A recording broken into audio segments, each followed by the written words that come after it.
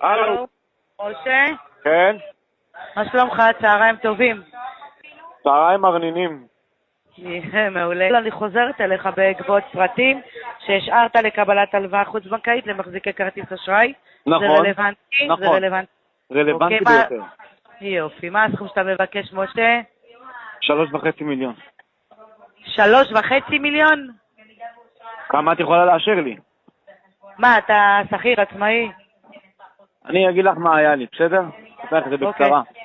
אוקיי. חבר שלי רונן, הבן זונה, הכיר לי את הבטים. אוי ואבוי. יודעת מה זה בטים?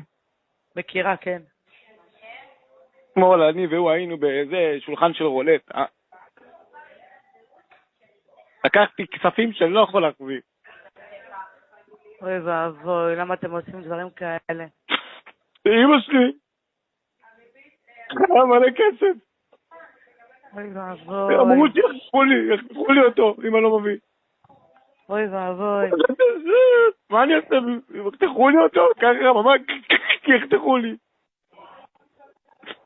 אבל אנחנו לא מגישים בסכומים כאלה, משה. אבל הוא אמר, הוא בא אליי לעבודה, חותך לי אותו במקום. זה בלי בולבול.